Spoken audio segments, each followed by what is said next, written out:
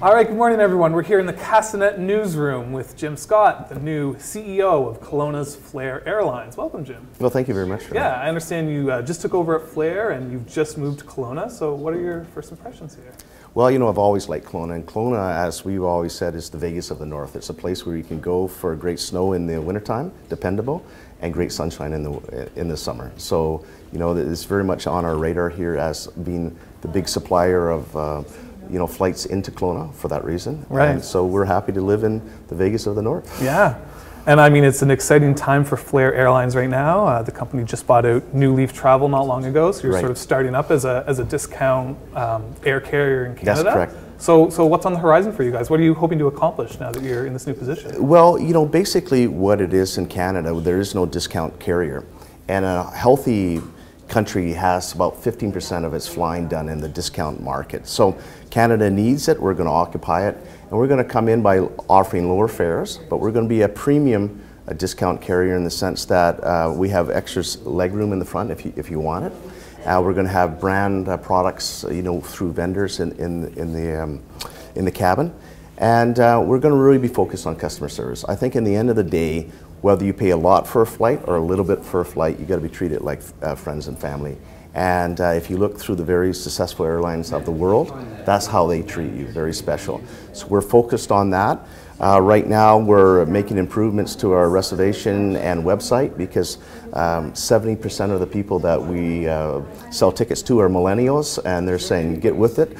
Right, yeah. And so we'll make those changes hopefully in 6 weeks. And we're also looking at ways of improving the customer service. So we're going to have champions of customer service within the organization. Now, on the long term, we're getting 2 more aircraft in service in the spring. We're going to be opening up new destinations. We're looking at destinations to the United States. We've just gained our right to fly into the United States as a scheduled airline. And in the winter, you're going to see us doing flights into Mexico and the Caribbean. Okay.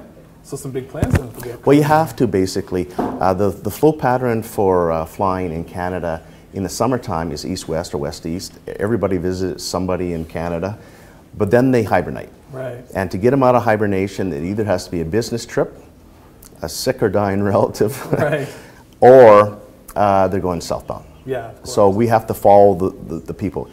Canada is a very unique market that, you know, we do have a ritual of passage to go south once a year, most people do. And we also do a lot of traveling in the summertime because our summer's so condensed. You know, where if you're in other parts of the world, it's not so important. So we have a very intense movement of people domestically in the summer and then more international down to the United States, Mexico, you know, and the Caribbean in the wintertime. Yeah, and I mean, I imagine Flair right now is looking at doing a lot of stuff like this because, as you know, there's a lot of discount airliners who are hoping to enter the market right now. So how do you think you guys are going to set yourself apart from WestJet Swoop, for example, or the other discounts? You know, we're going through a process now where we're reducing costs by 20% internally, so that we'll be competitive and profitable at the price point that I think we're all leading to with the discount carriers. Where we're going to differentiate ourselves is with customer service. We are customer now. And you got to remember that Flair's background was a VIP jet service. I mean, we move some of the most, you know, expensive corporations around all throughout the world.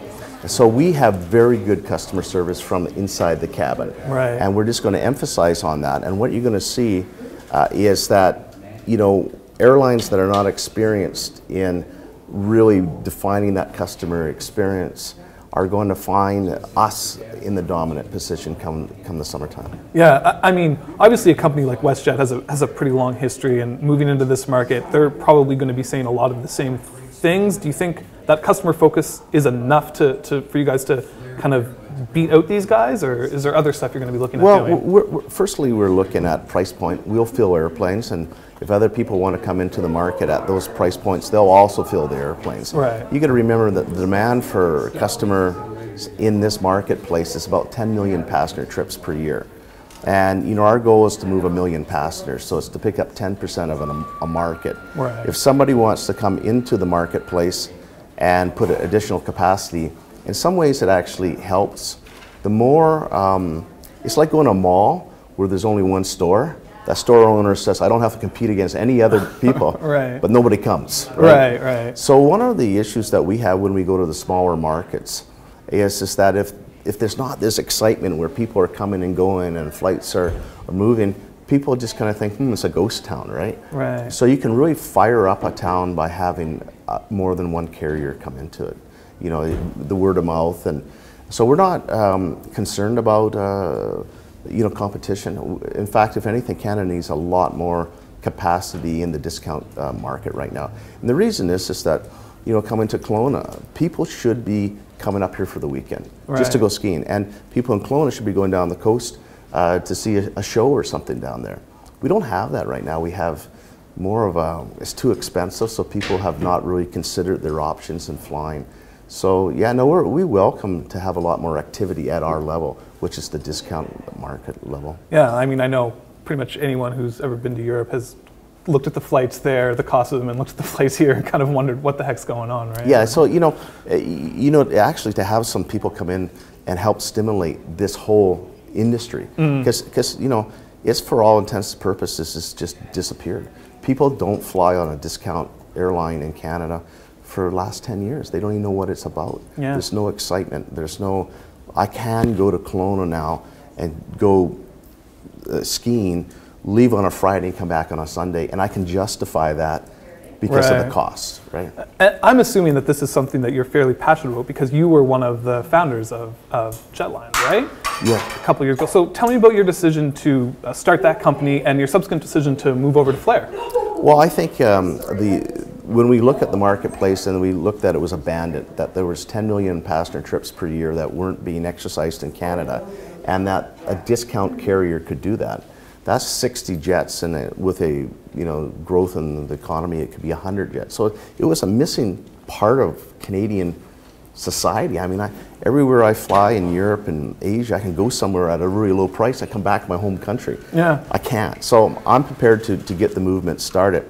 Now with Flair, I've known Jim for a long time, Jim Rogers, and he's a real pioneer. Jim Rogers, the former founder and CEO. Of Flair Airlines. Yes. And he's such a great guy, and when we've been talking about his transition for a long time. Right. And it just was the right time to make the transition in December of this year, and allowed him to do something that he's never done before, which is really retire.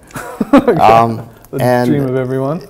And so it was just the right time and right place and the right feel. Right. One of the things about Flair, it is a family. When you fly on the airplanes, you're going to feel that you just are part of that family. And they're a very tight group of people. And, I think Jim didn't want to turn his airline just over to anybody. It had to be somebody that he trusted, would keep the values towards his employees alive. And certainly I believe in that. But somebody had the vision to do the next step. And the next step is, we need to get our costs down so that we're competitive. And we need to have customer focus as our #1 goal. Right. You are yourself a former airline pilot, so how does that inform what you're doing now as the sort of top dog here? Well, there's 3 things you need at an airline at this stage. You need operational experience so that when people come and they're saying we're setting up a new base and these are our operational challenges, that you can be part of that conversation. The second thing you need is business experience, structuring deals. So I've bought airplanes from Boeing and I've set up companies and publicly listed them. But the biggest thing that you need is an entrepreneur, somebody that has a vision and makes others believe. And that's what I do. I spend my time, at least 1/3 of my time, creating new believers in the fact that Canada needs a discount carrier, Flair's it, and that internally, we have to get it, cemented that it's customer service, customer service, customer service. So do you ever miss actually hopping in a plane and Well, I still fly. crisscrossing? I still fly. Commercially, or? Not in the big guys, no, but I still get up in airplanes almost every other weekend or so on like that. But we have a great team of pilots and stuff like that, and I look at them now and see them going through the process that I did as come up and flying, and there's those deja vu moments. But right now, my job is to make sure that this ship's all moving in the right direction and that everybody's aboard. And I've been going base to base, talking with the employees, talking with the airports, And the buy-in has been huge, absolutely huge. And I'm inundated with emails from saying, can we do this? I've always thought about doing this. And each one of the emails is just a gold mine of new ideas that we can implement to make ourselves fresh. I know that a bunch of Flair flight attendants recently sort of joined CUPE as the union. I'm curious what that might mean for you guys operationally. Does it have any impact on fares or what you're going to be doing moving forward? Well, you know, if you look at one of the most successful airlines in the United States is Southwest, and they're highly unionized. And a contract with the labor that secures conditions of service can be good, because then you can move forward without having to worry about what you're going to do next year and so on. You know, they'll be bringing in a seniority system, so that rations things like holidays in the summertime and so on. So I used to be the chairman of a Canadian Airline Pilots Association, one of the locals, so I'm all familiar with what's required.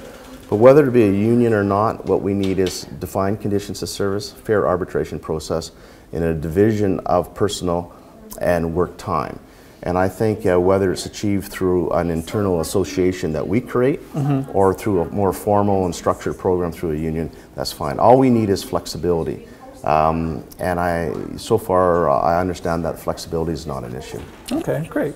So you guys are planning on expanding to the United States, down south, offering more flights. What else can we expect from you moving forward here? I think you're going to see us expanding. You're going to see some really big announcements on our board of prominent people that are going to come in and provide, you know, their guidance and oversight.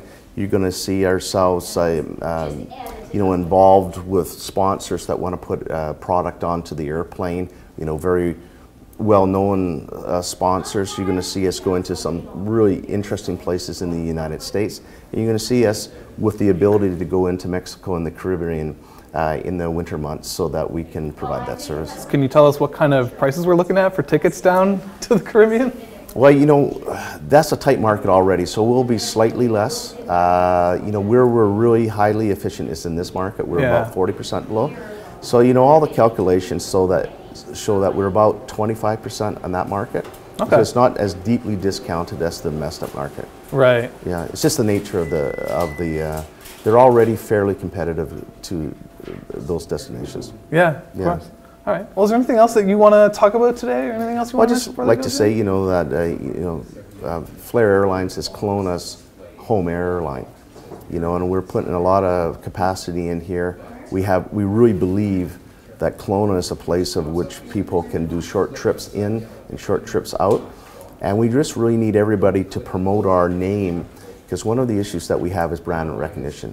Right. You know, that people know if they're going to do a flight, which websites they go to, and they don't know yet to go to our website. Right. If they did, they'll be very happy. So I think people in Kelowna need to push out the brand and help us. Yeah. Yes. All right. Well, hey, listen, Jim, thank you so much for stopping by. Thank you. Pleasure to talk to you. Okay, good stuff.